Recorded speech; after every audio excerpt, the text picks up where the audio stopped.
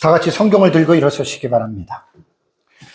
봉독해 드릴 하나님의 말씀은 창세기 22장 20절에서 24절 말씀까지를 제가 봉독해 드리겠습니다. 이것은 하나님의 말씀입니다. 2일 후에 어떤 사람이 아브라함에게 알리어 이르기를 밀가가 당신의 형제 나홀에게 자녀를 낳았다 하였더라. 그의 맏아들은 우스요, 우스의 형제는 부스와 아람의 아버지 그무엘과 게색과 하소와 빌다스와 아들랍과 부두엘이다.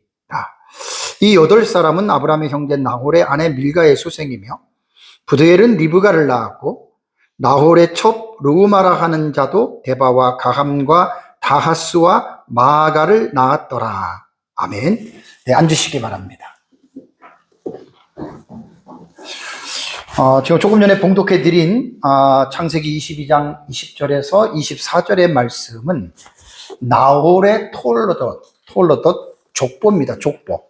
그 족보를 지금 이제 기록하고 있습니다. 지금 아브라함에 대한 내러티브를 쭉 우리가 살펴보면서 22장 같은 경우에도 이제 이삭을 제물로 드리라고 하는 하나님의 테스트에 대한 그 부분에서 말씀을 잘 마치고 23장으로 넘어가면은 사라가 이제 죽는 게 나옵니다. 근데 그 중간에 20절과 24절에 조금 전에 봉독한 내용이 들어가 있어요. 제가 설교를 쭉 준비하면서 이제 이 부분을 지지난주도 보면서 아이고 20절과 24절은 이 내용은 1시간 설교하기도 그렇고 그냥 전 단락에 묻혀서 그냥 간략하게 취급하고 넘어갈까 사실 그렇게 생각했습니다.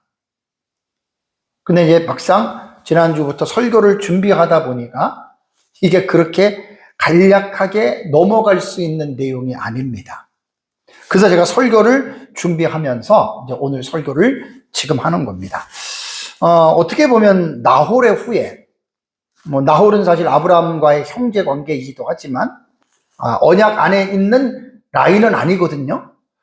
그렇기 때문에 별로 그렇게 중요하지 않다라고 생각을 했는데 하나님 나라의 관점에서 볼 때는 아주 이 본문이 매우 중요한 신학적인 의미를 여러분 가지고 있습니다.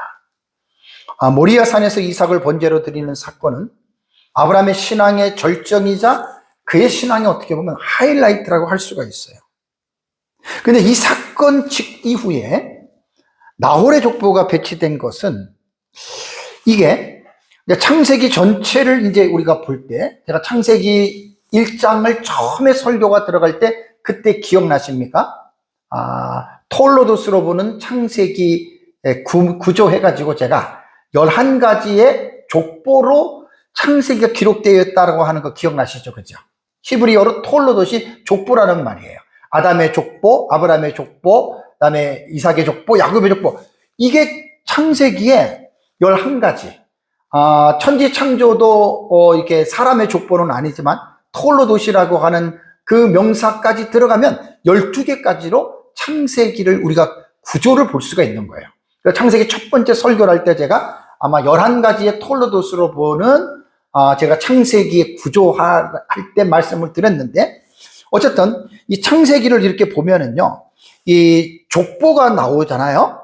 족보가 나오면 그 족보가 나온 그 다음은 새로운 구속사적 단계로 넘어가는 전환점인 역할을 하게 됩니다. 그 이제 아주 작년에 했던 창세기 1장 그때 설교를 들어가면 여러분들이 되새기면 되는데 저도 지금 기억을 못 하거든요. 나중에 책으로 나오면 책으로 보면 이런 부분들은 아마 이해가 될 겁니다. 그래서 창세기 5장 아담의 족보가 나오고 10장에 보면은 노아의 족보가 나오죠. 11장에 노아의 족보가 나오고 이제 25장을 가면 이제 아브라함이 죽고 나서 또 이스마엘이나 그런 족보들이 쭉 나옵니다. 그러니까 이 족보라고 하는 것은요, 하나님께서 창세기를 볼 때에는 언약의 다음 단계를 준비하고 있는 문학적인 장치라고 말할 수가 있어요. 왜냐하면 하나님의 말씀이 인간의 언어로 기록이 됐기 때문에 언어를 풀어가는 문학적인 차원에서 볼 때는 이렇게 하나님의 말씀이 배치가 됐구나, 배열이 됐구나라고 하는 것을 여러분 우리가 알 수가 있습니다. 창세기 22장 마지막 부분에 조금 전에 제가 읽어드린 나홀의 족보는 조금 전에 말씀드린 대로 아브라함의 언약이 다음 세대로 넘어가는 그 고리 역할을 하는 거예요. 그래서 이 본문은 하나님의 섭리 가운데에 의도적으로 이 본문은 기록이 됐다고 여러분 우리는 봐야 됩니다. 그래서 이 나홀의 족보에 대한 핵심은 아브라함의 형제인 나홀의 아들 부두엘을 통해서 리브가가 태어나는 거예요. 리브가. 그래서 본문에 나타난 리브가의 등장은 앞으로 전개될 하나님의 언약을 성취해 가시는 여호와 이레의 하나님 미리 준비하시잖아요. 그 섬세함을 우리는 나홀의 족보에서 여러분 우리가 이제 볼 수가 있습니다. 그래서 이제 이 하나님께서 아브라함의 믿음이 시험이 되고 확증된 이후에 곧바로 이제 다음 주에 보면 23장에서 사라가 죽어요. 그럼 아브라함 가문의 여주인이 죽으면 다른 여주인이 그 자리를 들어와야 되는데, 아브라함이 물론 그드라라고 하는 여인을 통해서, 그러면 그 여자는 아브라함 가문의 여주인이 되는 게 아니고, 그 후처들은 다음 단계가 이제 아브라함이 가지고 있었던 그 언약에 대한 그 바통이 이삭에게 내려가잖아요. 그럼 이삭에게 내려갈 때 이삭 혼자서 모든 걸 이루어가지 않잖아요. 반드시 돕는 배필이 필요합니다. 그래서 이제 그러한 차원에서 오늘 이 나홀의 톨로도스에서는 바로 리브가가 맨 뒤에 나타난다라고 하는, 이것을 통해서 하나님의 나라의 구속사가 점점 한 단계 더 진전하고 있다라고 하는 상당히 중요한 내용을 여러분 이제 담고 있습니다. 오전에 말씀드린 대로 창세기 22장 17절과 18절에 하나님께서 아브라함의 씨를 통해서 열방이 복을 얻을 것이라고 하나님이 말씀을 하셨죠. 그죠? 그러니까 이제 아브라함의 다음의 바통을 이어가는 자가 이삭입니다. 그럼 이삭 혼자 자식을 낳나요? 배우자가 필요하잖아요. 그래서 이제 오늘 이 본문은 상당히 중요하다고 여러분 우리가 볼 수가 있는 겁니다. 이 본 단락은요, 20절에서 24절은 세 가지로 구분이 됩니다. 첫 번째는 아브라함의 형제 밀가가 나홀에게서 자녀를 낳았다는 소식이 아브라함에게 들려지죠. 이게 20절의 내용이에요.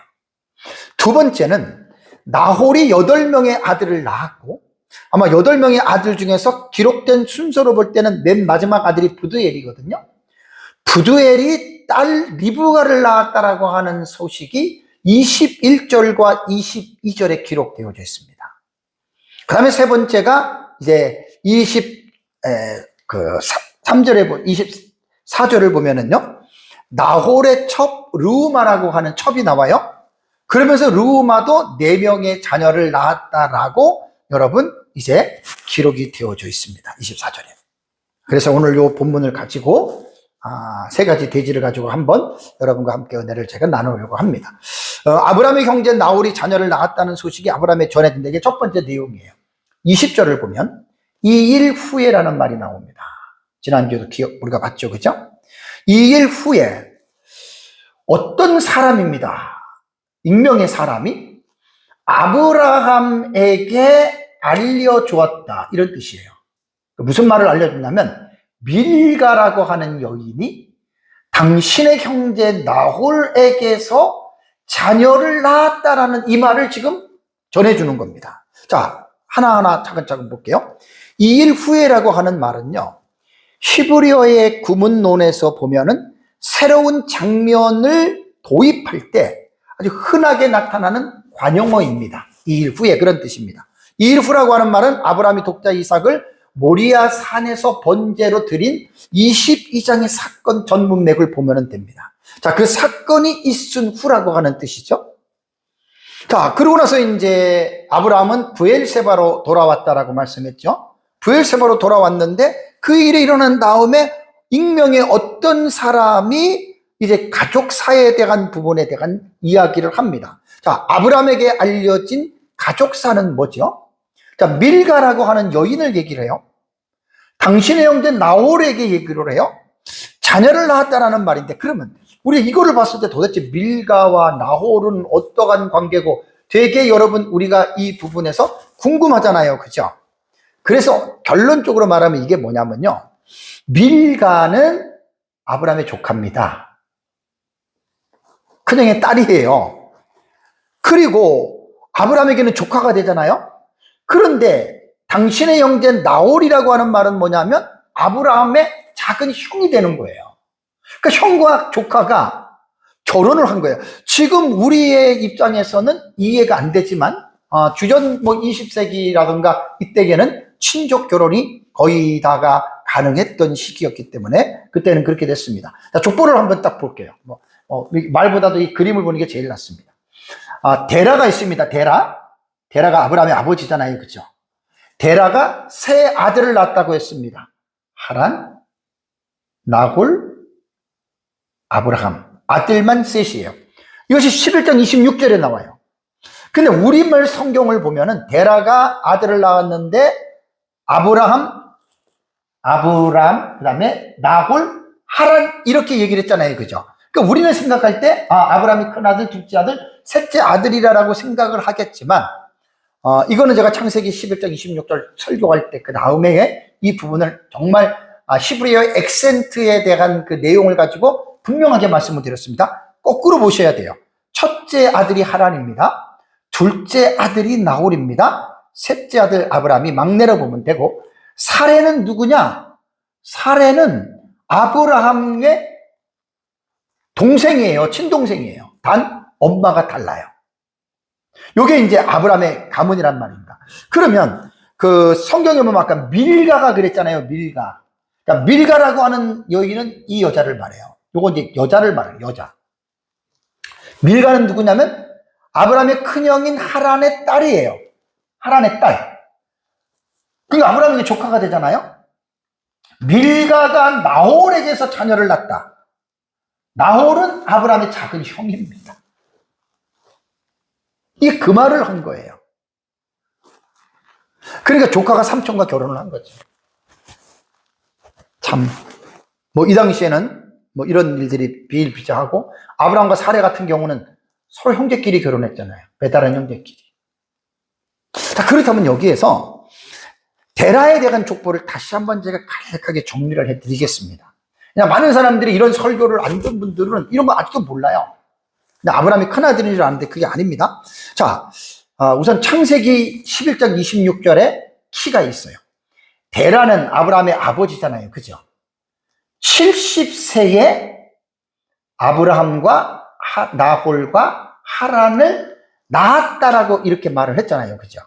그러니까 창세기 11장 26절을 보는 사람들은 아브라함 아버지가 아브라함 1, 2, 3을 낳았으니까 이렇게 우리는 생각을 할 수가 있잖아요.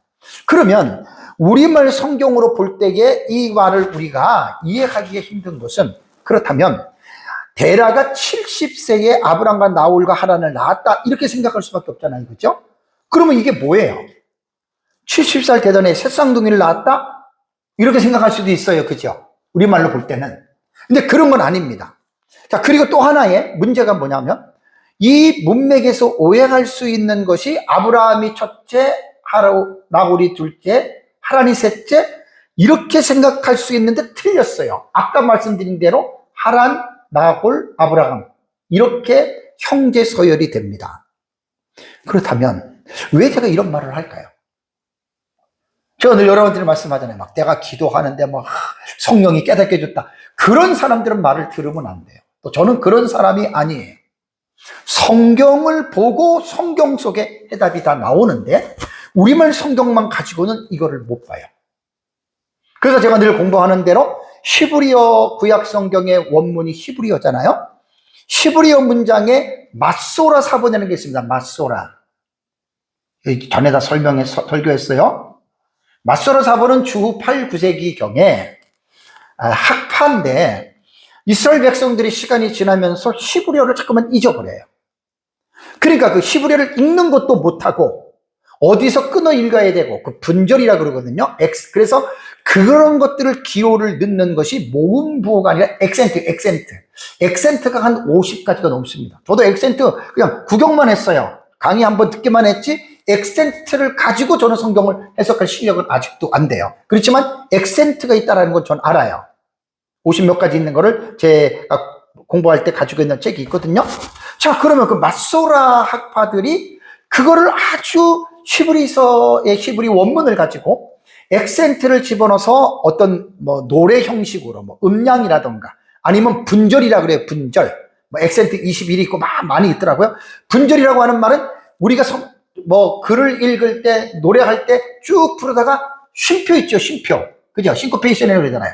쉼표 그런 형식으로 히브리어의 맛소라 4번 히브리어 전문에 액센트를 달아놓은 것이 맛소라 학파입니다. 우리 학교 다닐 때는 저는 액센트 듣지도 못했어요. 신대원 공부할 때. 한 10년 전에 제가 원어를 배우는 멘토 목사님한테 처음 듣고 깜짝 놀랐단 말이에요. 자, 그렇다면 히브리어 문장을 맛소라 4번의 액센트를 활용해서 26절을 읽으면 이렇게 됩니다. 그리고 데라는 살았다. 그 다음에 여기에 요 표시가 있죠. 그죠? 요게 티프하라 그래요. 티프하. 요 티프하라고 하는 말은 뭐냐면 가볍게 끊어서 읽으라는 거예요. 그러니까 그리고 데라는 70년을 살았다. 우리는 이렇게 읽는데 그렇게 읽지 말고 그리고 데라는 살았다. 가볍게 끊어 읽고 그 다음에 70년 동안 하고 여기 요 표시가 있죠. 요거는 원래 요거보다는 삭가 표시 요런 표시예요. 요런 꺾기 요런 표시예요. 요거를 에트나흐라고 합니다. 요 에트나흐는 뭐냐면 강력한 중간 쉼표이기 때문에 여기서는 딱 끊어 읽으라는 거예요. 딱 끊으라는 거예요. 이게 히브리어에 읽을 때 구문에 말하는 액센트 용법이에요. 그러면서 이제 그 다음 내용이 그리고 그는 낳았다. 아브람과 나홀과 하란을 하고 짝대기 요 표시가 있죠. 요거를 소파숲이라 그래요. 액센트. 요 소파숲은 뭐냐면 최종 마침표. 26절의 문장이 여기서 시작해서 여기서 끝났다. 요런 뜻이거든요. 그러니까 히브리어 액센트에 대한 이 용례를 사용해 가지고 우리가 이 본문을 읽으면 데라가 70세에 아브람과 나홀을 낳았다라고 하는 문장을 데라는 살았다에서 잠깐 끊고 70년 동안을 살았다라고 하는 데서 일단은 딱 에트나흐 끊어야 됩니다. 데라가 70년을 살았구나. 그리고 나서 70년을 산 다음에 그리고 낳았다, 자식을 낳았다는 거. 어떤 자식을? 아브람도 낳고 나홀도 낳고 하란을 낳았다라고 하는 말입니다. 여기서 이제 우리가 요 히브리 액센트를 보면은 70세에 셋을 낳았다 그런 뜻이 아니잖아요. 그죠? 조금 액센트 용법을 보면은 이제 조금 우리가 릴렉스하게 본문을 열어져 가는 것을 우리가 느낄 수가 있습니다. 그렇다면 세 아들의 형제 서열은 여기서는 알 수가 없어요.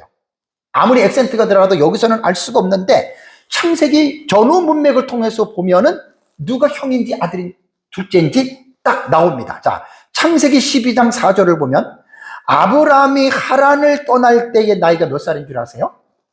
아브라함이 하란을 떠날 때 우리 자녀들 75세입니다. 데라는 창세기 11장 31절에 죽었는데 몇 살에 죽었습니까? 205세에 죽었어요.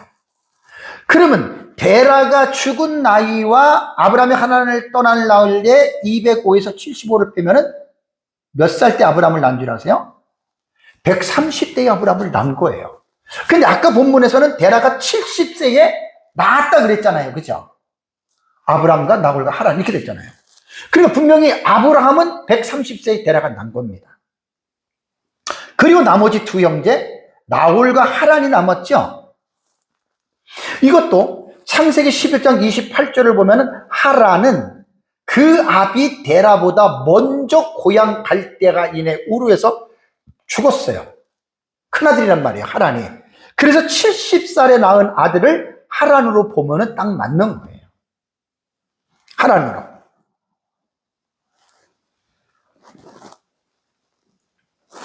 그래서 추측건데 창세기 11장 26절에 데라가 70세에 아들을 낳은 아들이 하란 큰아들로 보고요. 그러면 남은 아들 나홀과 그 다음에 하란을 남은 아들 아브라함을 볼 때 있죠. 예. 하란을 낳았으면 그러면 나홀하고 아브라함이 남았잖아요. 그죠? 나홀하고 아브라함이 남았는데 나홀은 아브라함의 형으로 보는 것이냐 아니면 아브라함을 낳은 동생으로 봐야 되느냐. 이거는 형으로 보는 게 가장 합리적이에요. 그래서 하란이 큰 형이고 나홀이 작은 형이고 아브라함이 막내로 보는 것이 여러분 가장 옳습니다. 그렇다면 우리가 궁금증이 문제가 생기잖아요. 왜 그러면 막내를 먼저 큰아들에 놓는 자리에 왜 막내를 아브라함을 먼저 놨느냐. 이것도 지난번에 다 설명을 했습니다. 히브리어의 그 문학 구조를 볼 때에는 인물을 배열할 때 물론 족보순에 있어서 연대순이나 서열순으로 거의 다 큰형 둘째 이렇게 하기는 하지만 모든 것들이 문학적으로 그렇지 않죠. 한 가지 특징이 뭐죠? 형제 서열보다는 인물의 중요도입니다. 막내라도 그 사람이 정말 하나님 나라에서 하나님 입장에서 중요한 사람인 것 같으면 막내도 어떻게 해요? 앞으로 와요. 야곱과 에서가 형이 누굽니까? 에서잖아요. 야곱이 앞으로 와요. 야곱은 에서는 똑같은 쌍둥이지만 언약의 자손이 또 아니에요. 막내가 차지예요. 그러니까 이런 것들이 있는 거예요. 그래서 우리는 왜 그러면 막내인 아브라함을 창세기 11장 26절에는 아브라함을 먼저 넣느냐? 그것은 서열 위주보다는 인물의 중요도에 따라서 막내이지만 아브라함을 낳았다라는 말입니다.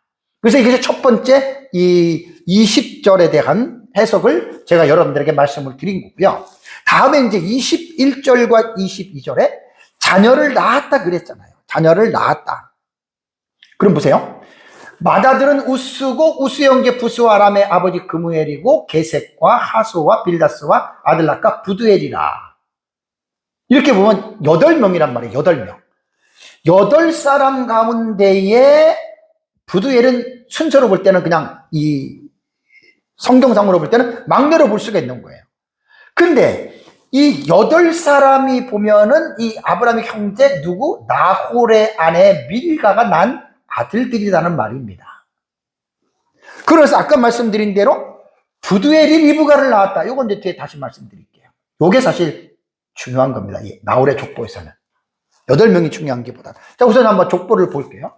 이게 참 글씨가 진하질 않아요. 글씨가 진하질 않는데 여기 보면은 데라 있죠.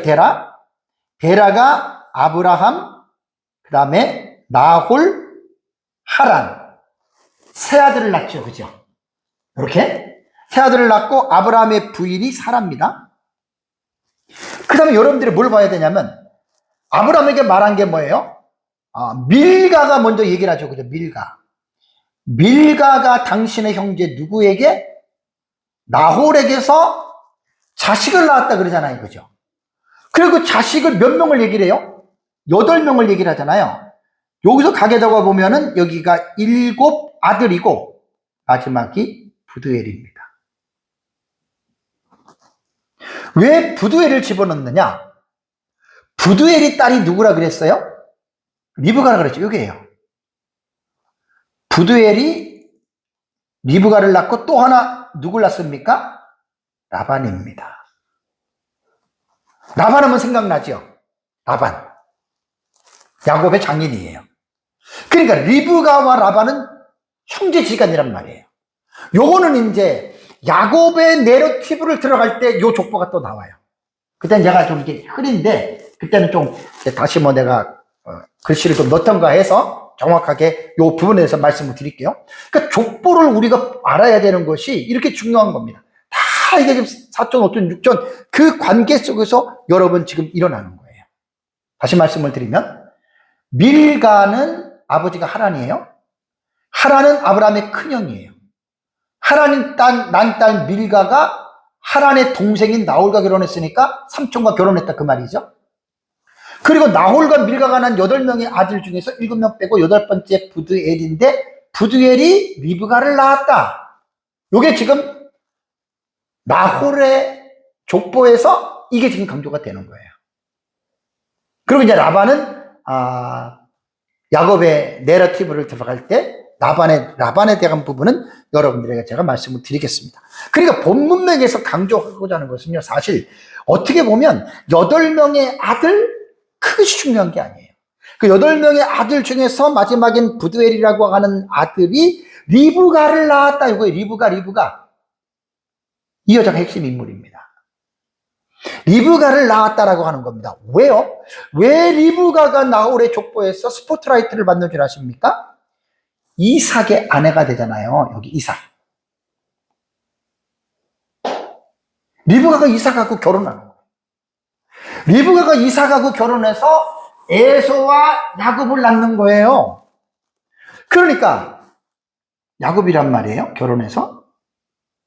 자, 아브라함이라고 하는 여러분, 이 언약이 이삭에게로 내려가죠. 이삭의 언약이 야곱에게로 내려가죠. 이게 언약의 라인이에요. 하나님의 나라의 사성으로부터 구속사의 라인이란 말이에요. 성경은, 구약 성경은 이 사실을 되게 여러분 중요하게 우리에게 말을 합니다. 그러니까 나홀의 족보가 왜 여기에 끼어들었지? 저도 처음에 그렇게 생각을 했다가 이제 앞에 있는 전문맥과 쭉 연결해서 보다 보니까 야, 이거는 없어서는 안 될 중요한 내용이구나. 그러니까 리브가가 이삭의 부인이 되는 것은 아브라함의 언약을 계승하는 하나님의 섭리입니다. 섭리. 뒤에 계속해서 말씀을 드리겠지만 아브라함이 자기의 부인을, 자기의 그 아들의 며느리를, 아들의 아내니까 며느리인데 어디서 얻어야 될까? 그게 이제 24장에 보면 나와요. 내 고향에 가서. 이 모든 것들이 그냥 일어나는 게 아니라 하나님의 섭리 때문에 여러분 이런 일들이 일어나는 거예요. 사실 아브라함은 이 본문이 기록할 당시에 아이고 이삭이 컸으니까 장가 보내야지 정도만 생각했지 누구를 맞이해야 될지 인간이 뭘 알겠어요. 내일 일을 모르는데. 근데 놀라운 게 뭐죠? 하늘에 계신 하나님은 여호와 이레 아시죠? 다 준비해 놓으신 거예요. 놀라운 사실입니다. 이걸 특별 섭리라고 해요. 뒤에 제가 이제 일반 섭리와 특별 섭리에 대해서 잠깐 말씀을 드립니다. 특별한 섭리입니다. 지난주에 제가 일반 은총과 특별 은총 말씀을 드렸죠. 그죠? 은총은, 일반 은총은 모든 사람에게 동일하게 주어지지만 특별 은총은 말 그대로 스페셜이에요. 택한 자들에게만 주어지는 은총이 있어요. 섭리도 마찬가지예요. 모든 믿지 않는 사람들을 하나님이 모든 역사를 섭리하시지만 하나님께서 택자들에게 섭리하시는 특별한 스페셜 섭리가 프로비던스가 있다는 이야기예요. 그래서 나홀의 족보가 리브가라고 하는 이 여인 때문에 없어서는 안 돼. 참 중요한 여러분 이제 이러한 부분이라고 여러분이 생각을 해야 됩니다. 지금 창세기 12장부터 22장까지 아브라함에 관한 내러티브를 쭉 지금 공부하고 있잖아요. 여기서 우리가 느끼는 게 뭡니까? 아브라함에 대한 하나님의 관심과 역사는 어때요? 절대로 하나님이 아브라함에서 눈을 뗄래야 뗄 수가 없습니다. 왜 그렇죠? 왜 눈을 뗄 수가 없습니까? 아브라함은 하나님의 언약을 이루어갈 하나님께서 선택하신 자이기 때문이에요.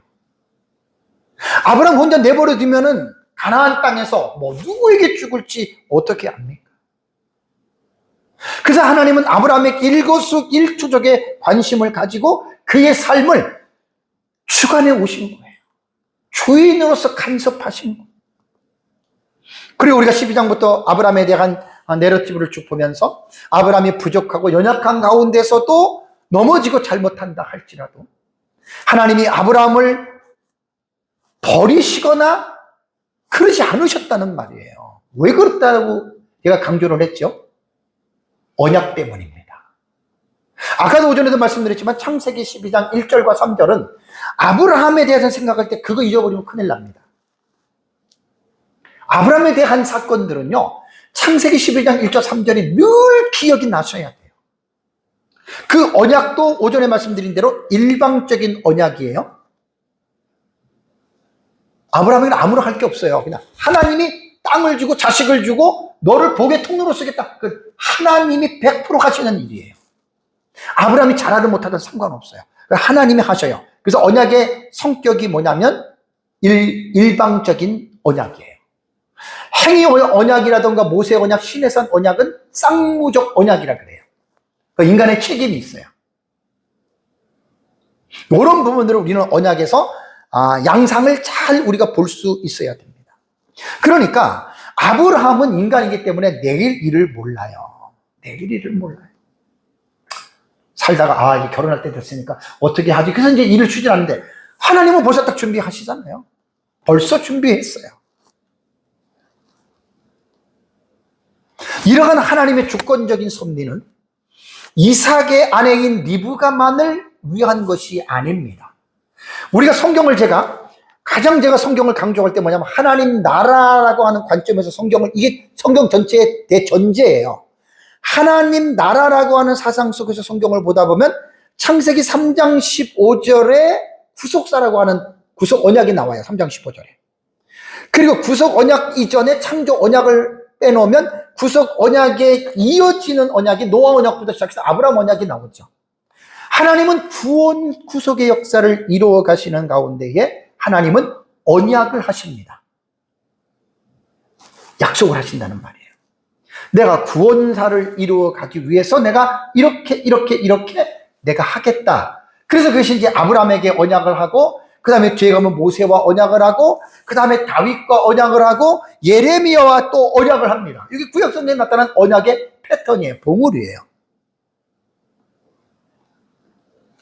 그렇게 언약이 쭉 내려가다가 아담과 맺은 구속 언약인 여인의 후손이 결국 예수 그리스도의 탄생할 때 그 언약은 사실 성취가 다 되는 거예요.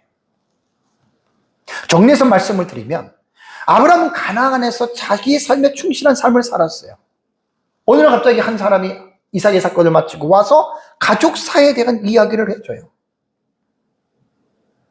여러분, 이 사실이 우연히 일어난 사건이라고 여러분 생각하십니까?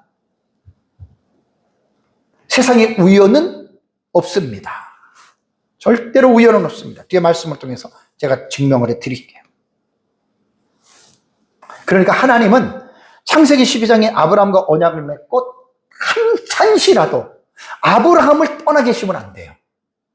그야말로 영원한 아브라함의 보디가드이십니다. 철두철미하게 아브라함이 죽을 때까지 아브라함이 잘못해도 넘어지든 어땠든 간에 하나님께서 아브라함을 붙잡고 가실 수밖에 없어요. 왜?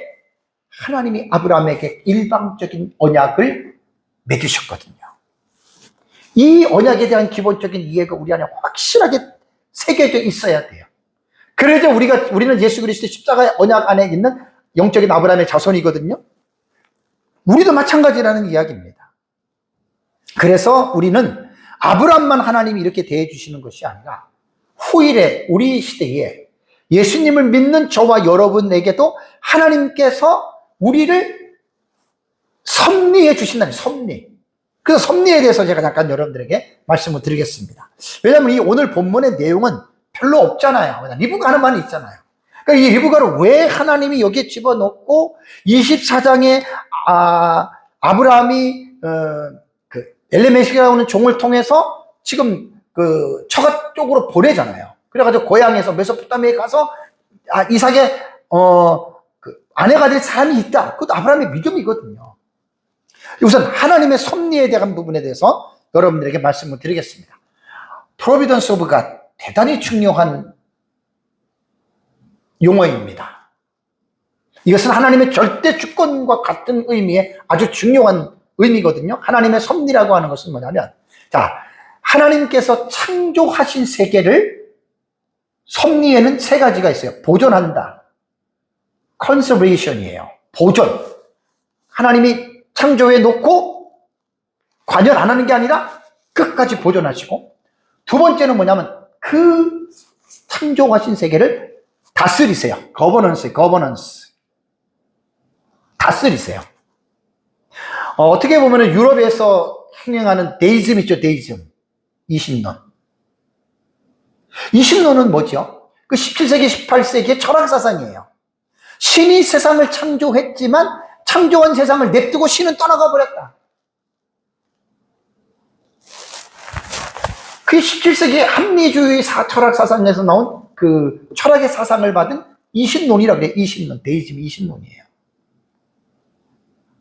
하나님은 그런 신 아니에요. 만약에 하나님이 그런 신이라면 우리가 어떻게 하나님을 바라보고 하나님을 의지합니까?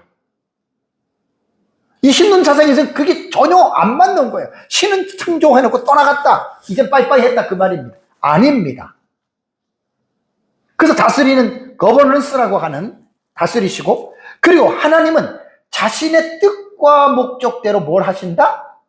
인도하신다. 가이던스예요. 이게 하나님의 섭리의 개념이에요. 그러니까 이 세상은 우연히 돌아가거나 운명에 의해서 지배되는 것이 아니다. 우리가 하나님을 믿지 않는다면 이렇게 생각할 수 있어요. 우연이다. 어쩌다가 대박났다. 이러지만은 하나님을 믿는 우리는 그런 용어를 쓰면 안 됩니다.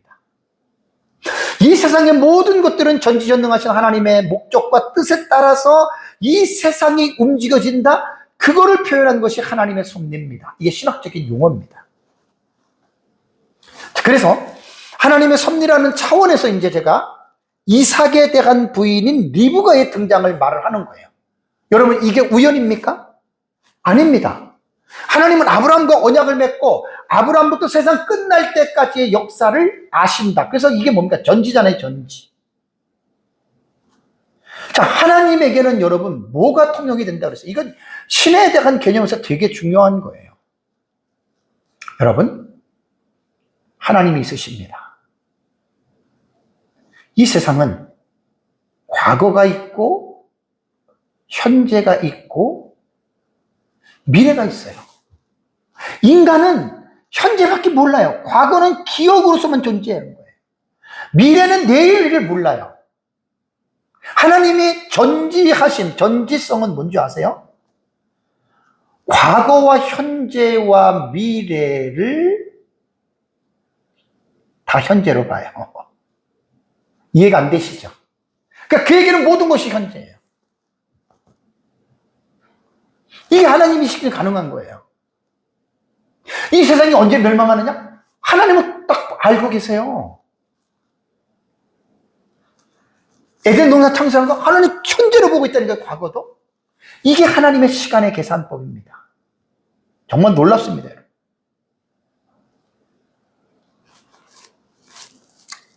그래서 이삭의 부인인 리브가를 하나님께서 여호와 이레로 하나님이 준비한 것이, 이것이 하나님의 섭리다. 그렇다면 하나님의 섭리는 아까 말씀드린 대로 두 가지입니다.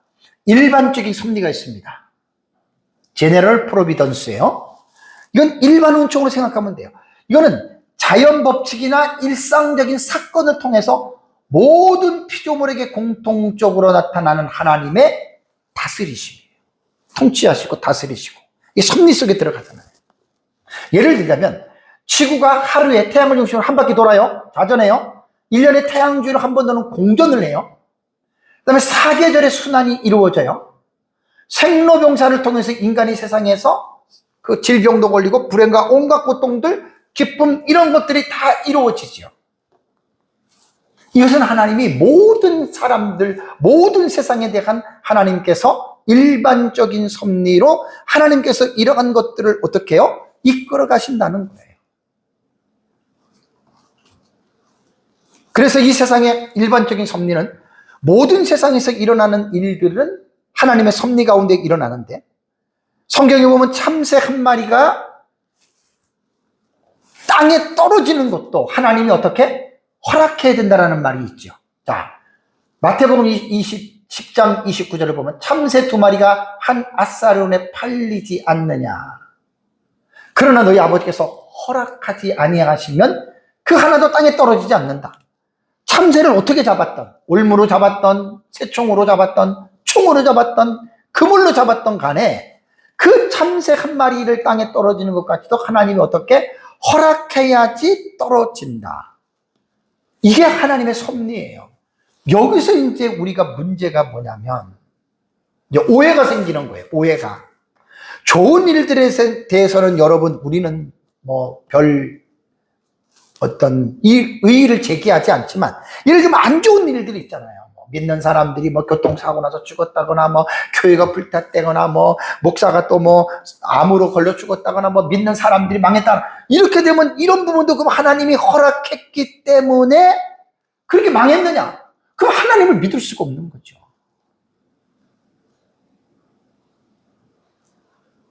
요번에 유튜브 제가 뭐 시간 날 때마다 짤 영상 같은 거 보면은 뭐 김대원 목사님이라고 이제 사랑의 교회 옥하는 오정희 목사님 후임으로 내정이 됐더라고요. 그러니까 요즘에 그 사람 유튜브 엄청 많이 나와요. 미국에서 이제 목회를 하시는 분인데, 젊은 분인데, 그 하나 딱 눈에 띄는 게 있어요. 신학교를 갔는데 아버지가 개척교회를 했는데 자식을 7 낳았어요. 근데 아버지가 60세 됐던 해에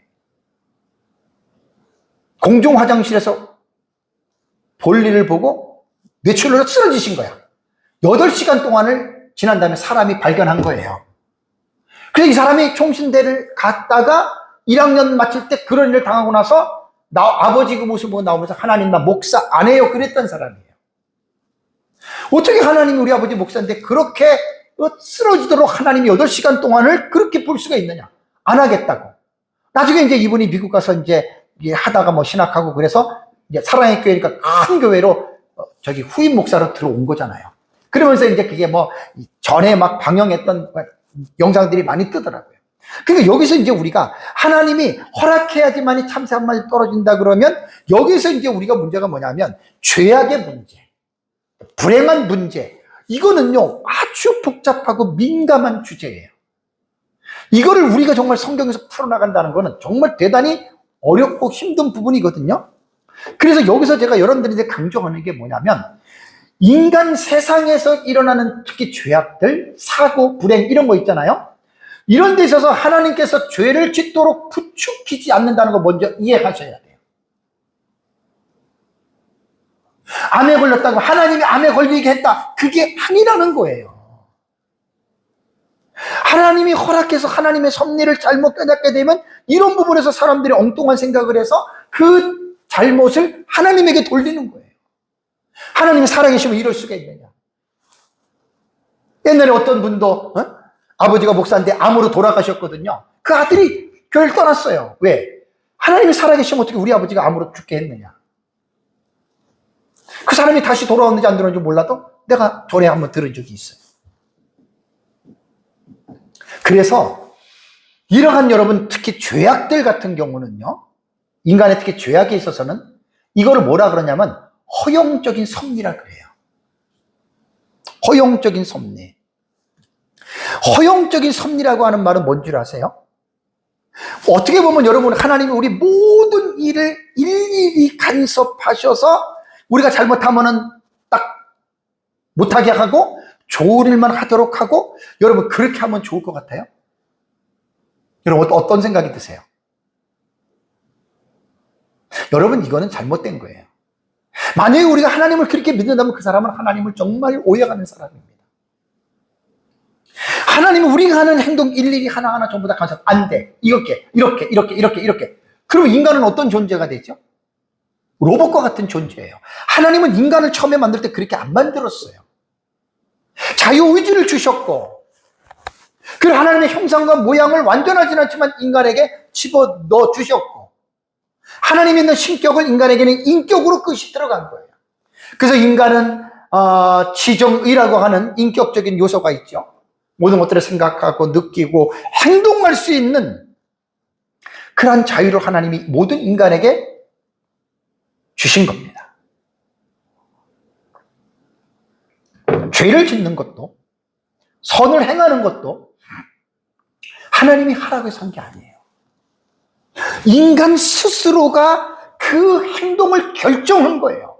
좋은 일이든 나쁜 일이든 자기가 결정한 거예요. 그래서 자기가 결정할 때 하나님께서는 그들의 행위를, 자유를 강제로 막으시지 않고 허용하셨다는 거예요. 좋은 일이든 나쁜 일이든. 특히 죄에 있어서는 이 허용이라는 말이 바로 그런 말입니다. 허용적인 섭리. 이거 여러분 꼭 알아두셔야 돼요. 자, 이것이 이제 일반 섭리예요. 모든 사람들이 이렇게 해요. 다음에 이제 우리가 관심을 가져야 될 게 뭐냐면 특별 섭리입니다. 특별적 섭리. 스페셜 프로비던스입니다. 말 그대로 하나님께서는 특정한 목적을 위해서 초자연적인 방식으로 하나님이 개입을 하세요. 초자연 방식으로 개입을 하시거나 특정 어떤 개인이나 민족에게 하나님이 나타내세요. 예를 들자면 성경에 수많은 기적들이 있죠. 이스라엘 백성들을 구원하는, 또 하나님의 언약을 이루게 한 역사들, 지금 그걸 지금 공부하는 거예요. 이러한 것들은 일반적인 섭리가 아니고 특별적 섭리, 특히 이삭의 아내 리브가의 준비가 바로 이렇게 특별한 섭리로 일어난다라고 하는 여러분 사실입니다. 자, 여기서 높아심에 제가 말씀을 드립니다. 이제 신앙생활하는 예수 믿는 사람들 중에 특별한 이런 사람들이 있어요. 항상 하나님의 특별한 섭리를 기다리는 사람이 있어요. 항상입니다. 아침에 일어나서 눈 뜨고 뭐 할 때, 기도할 때 항상 하나님께서 나타나셔서 말씀하시고 하나님이 늘 이렇게 생각하고 있는데, 이런 사람들은 믿음이 좋은 게 아니에요. 하나님을 오해하고 있어요. 하나님 사람 그렇게 만든 거 아닙니다. 아까 말씀드린 대로 하나님은 모든 사람에게 자유의지를 주셔서 우리가 인간의 이성이 있잖아요. 이성적인 존재로 지었잖아요. 우리가 알아서 행해야 될 부분들은 인간이 자기가 스스로 알아서 결정하는 거예요. 신앙생활도 하나님이 막 강제적으로 막 공포를 주면서 그렇게 끌고 가는 게 아니에요. 우리가 하나님의 말씀을 통해서 우리가 말씀을 깨닫고, 그리고 우리가 우리의 생각을 통해서 하나님은 어떻게 해야 될 것을 우리에게 권한을, 의지를 하나님이 맡기셨다. 이것이 하나님이 인간을 인격적으로 지으신 가장 중요한 하나님의 선물입니다. 그런데 어떻게 해요? 눈만 뜨면 하나님 나타나서 말씀하고. 그럼 우리 로봇이 된다는 말이에요. 그 사람 믿음 좋은 사람이 아니에요. 특히 신비주의자들 중에 이런 사람들이 있거든요, 지금. 뭐든지 하나님의 음성 듣고 뭐든지 하나님 말씀하면 한다고. 그 잘못된 신앙입니다. 그 믿음 좋은 게 절대로 아닙니다. 잘못된 거예요. 그런 신앙. 위험한 신앙이에요. 자, 성경적으로 볼게요. 창세기 12장부터 25장까지가 아브라함이 100년 동안의 신앙생활을 기록한 내용입니다. 자, 아브라함의 13년의 공백이 어디서 나오죠? 창세기 16장 보면 나오죠. 아브라함이 하갈을 취하여서 이스마엘을 낳은 사건에 대한 기록이죠. 이게 아브라함 86세 때 일어났잖아요. 그리고 17장을 보면은 아브라함 몇 세 때? 99세 때라고 나오죠. 13년의 아브라함의 삶에 침묵합니다, 성경은. 그럼 아브라함이 하나님 의식하면서 13년 살았던 거예요. 매일매일 하나님이 나타나가지고 아브라함아 말하고. 그건 아니에요. 그 믿음 좋은 것도 아니고 아주 특별한 신비주의에 빠진 사람들이 항상 이런 것들을 주장하는데, 그 잘못된 신앙입니다. 물론 하나님을 의지하는 것, 제가 이게 잘못됐다는 말이 아니에요. 왜 하나님이 인간에 주신 이성 자체를 부정합니까? 그 다음에 아브라함의 25년의 공백이 있죠. 이게 21장과 22장의 사건이 25년의 공백이 있잖아요.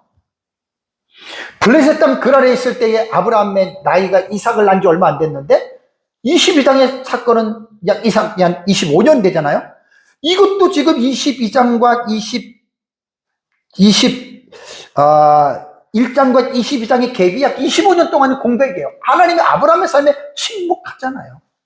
물론 그 가운데 하나님이 아브라함에게 나타나셔서 말씀하신 것도 있고 있지만 다만 성경에 기록되지 않은 거예요. 그러니까 이런 것을 볼 때 우리가 모든 것들을 날마다 매 순간 하나님과 함께 막 동행하고, 의도는 좋아요. 제가 잘못됐다는 게 아니에요. 그러니까 이거죠. 자, 우리가 지금 예배 마치고 나가요. 제가 딱 차 운전할 때, 하나님, 제가 이쪽으로 갈까요? 이쪽으로 갈까요? 기도해서 하나님이 오늘은 이쪽으로 가라. 예, 알았습니다. 그리고 여러분 집에 내려가지고 들어갈 때, 하나님, 내가 왼쪽으로 가야 됩니까? 오른쪽으로 가야 됩니까? 하나님, 오른쪽으로 가. 예, 알았습니다. 오른쪽으로 가요. 내가 옷을 사는데 옷가게 들어가서 주여 말씀하옵소서. 내가 어떤 옷을 사야 됩니까? 이거 사야 됩니까? 말아야 됩니까? 하나님이 사지 마라. 이렇게 믿음이 좋은 것 같아요? 그 미신적인 신을 믿고 있는 거예요, 그런 사람들은. 그 믿음이 좋아서 하는 게 아니에요. 하나님을 너무 모르는 사람이야. 하나님 너무 모르는 사람이에요.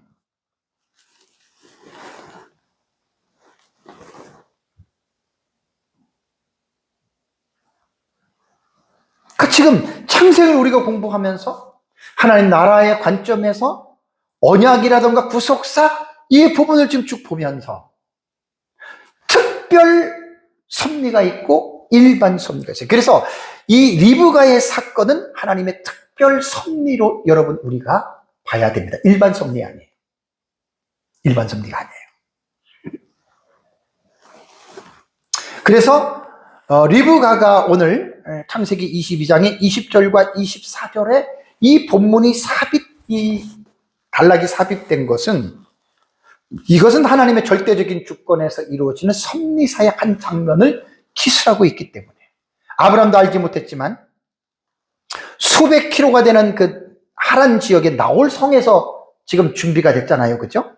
그러니까 언약의 씨를 생산할 여인으로서의 리브가를 하나님이 미리 준비시켰다. 그걸 지금 말하고 있는 겁니다. 그래서 우리는 하나님 나라의 운동을 하는 것이 어떤 사람이 훌륭하고 그 사람이 대단해서 하는 게 절대로 아닙니다. 하나님의 나라의 운동은 하나님께서 사람을 도구로 사용하지만 그 사람 도구 자체가 목적이 될 수가 없어요.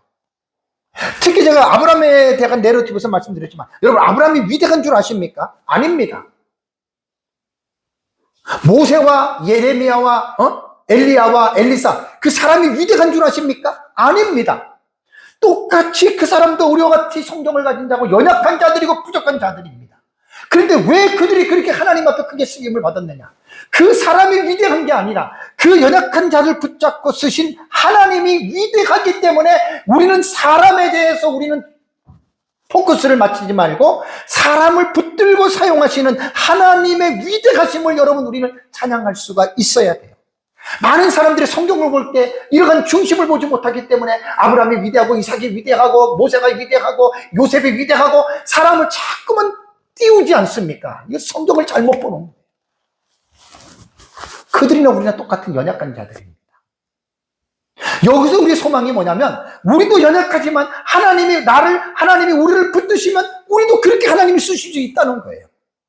그래서 능력이 힘이 큰 것이 인간에게 있는 것이 아니라 바로 하나님에게 있다. 이것이 성경이 여러분 우리들에게 말을 하고 있다라고 하는 사실입니다. 다음에 이제 마지막으로 24절을 보면은 나홀의 첩 르우마라 하는 자도 첩의 족보가 나와요. 데바와 가함과 다가스와 마가를 낳았다라고 하는 말이 나와요. 왜 갑자기 첩이 나오고 왜 여기에 4명의 자식이 나올까요? 자, 나홀의 정실 부인은 밀가였잖아요. 조카. 르우마는 다른 여자 첩입니다. 구약시대의 족장사회에서 첩의 자녀들은 정실 부인의 자녀들보다 낮은 사회적 지위를 가졌고 상속권을 받기 어려운 비주류 라인입니다. 왜 그러면 이 비주류 라인인 첩에 대한 이 부분을 여러분 집어넣었을까요? 지난주 일반 은총 기억나시죠? 특별 은총, 일반 은총. 성경은 언약 안에 있는 특별한 은총에 대한 이야기만 하는 책이 아닙니다. 하나님이 예수를 믿는 우리들에게만 비를 내리고 햇빛을 주는 분이 아닙니다. 하나님을 믿지 않는 자들에게도 햇빛을 주시고 비를 내려주시듯이 성경에는 언약 안에 있는 자손들의 족보만 나오는 것이 아니라 언약 밖에 있는 모든 사람들의 족보도 나온다라고 하는 말입니다. 여기서 우리가 오해를 하지 말기를 바랍니다. 사랑하는 성도 여러분, 아브라함이 이삭을 모리아 산에서 번제를 드리는 사건 이후에 이어지는 나홀에 대한 족보는요, 하나님 나라 사상과 관점으로 볼 때 정말 중요하잖아요. 왜냐하면 언약의 바통이 이어지는 거예요. 23장에서 사라가 죽어요. 그러면 그 아브라함의 바통이 아들에게 내려가는 거예요. 이삭에게. 그럼 이삭 혼자서 자식을 낳나요? 부인이 있어야 될 거 아니에요. 그거를 하나님이 준비하신 거예요. 리브가를.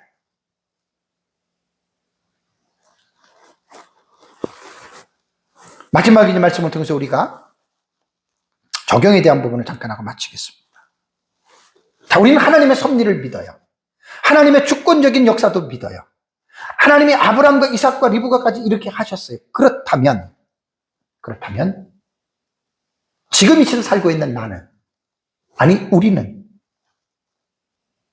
여호와 이레 하나님이 아브라함과 이삭에게만 해당이 될까요? 아니, 아브라함의 자손이 구약시대 이스라엘 백성들에게만 여호와의 이레가 해당이 될까요? 그럼 신약시대 예수를 믿는 우리에게는 여호와 이레와는 상관이 없을까요? 그렇지 않습니다. 상관이 있습니다. 왜냐하면 예수 그리스도는, 하나님은 어제나 오늘이나 영원토록 동일하신 분입니다. 아브라함의 하나님이 지금 그 하나님이시고, 모세의 하나님, 엘리야의 하나님이 바로 지금 그 하나님은 그대로 변함이 없으시다라고 하는 말입니다. 그래서 시편 48편 14절에 보면은 고라 자손들의 신앙 고백입니다. 이 하나님은 영원히 우리의 하나님이시니.